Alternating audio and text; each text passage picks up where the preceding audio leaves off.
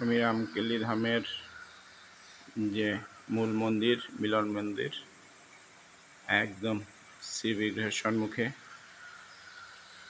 শ্রীবিগ্রহ আজ একদম শান্ত পরিবেশে দাঁড়িয়ে আছে, যেন মনে হচ্ছে আমাদের জন্য অপেক্ষা করছিলেন, ভক্তের জন্য উনি অপেক্ষা করছিলেন। এরকম একটি পরিবেশ, এরকম একটি অনুভব আমি ওনাদের মাঝে খুঁজে পেলাম।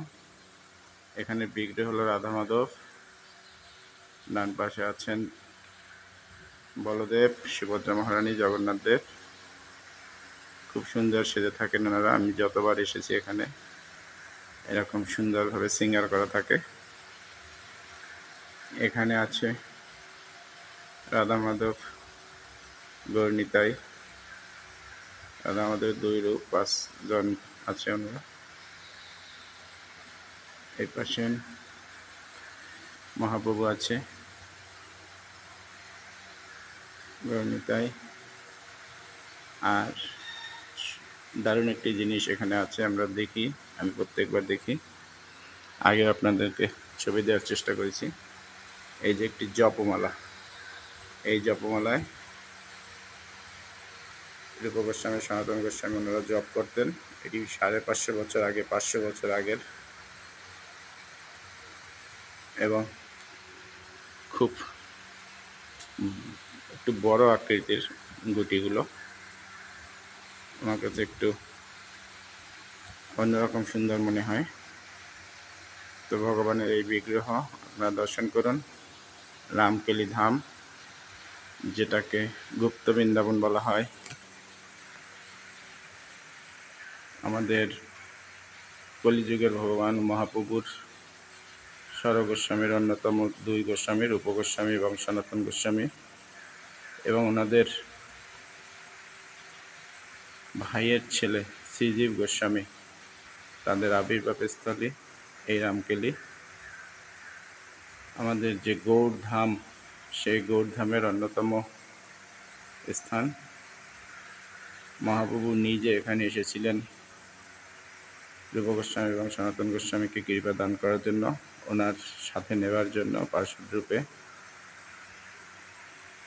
তো একটি কথা, আমি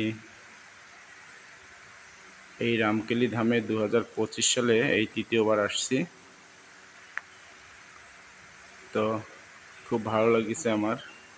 আর আমি প্রথম যেদিন রামকেলিতে আসি, আজ থেকে 5-6 মাস আগে, তো আমার এত রকম আনন্দের অনুভূতি হয়েছিল যা আপনাদেরকে বলে বোঝাতে পারবো না।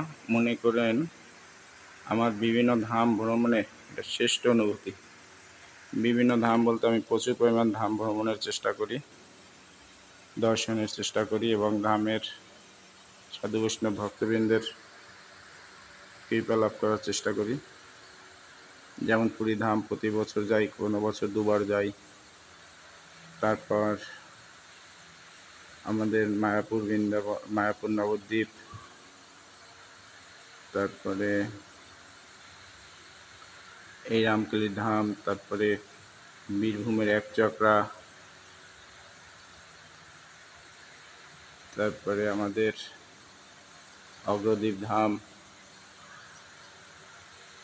বিভিন্ন ধামে অদ্বৈত পাঠ, শান্তিপুরের অদ্বৈত পাঠ আমি প্রচুর পরিমাণ যাবার চেষ্টা করি। তো এখানে আমার এমন একটা আনন্দের অনুভূতি মনে হয়েছিল, যেটা একদম মনের গভীর থেকে।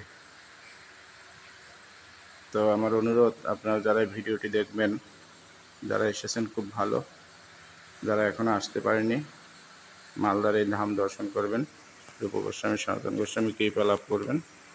ওনাদের কৃপা হলে আমরা ভক্তি জীবনে এগিয়ে যেতে পারবো। আর আমি নভেম্বরের 17 তারিখে বৃন্দাবন ধাম যাচ্ছি। তো তার আগেই আমার এই ধামগুলি ভ্রমণ আর ভগবান শ্রীকৃষ্ণের জন্মাষ্টমী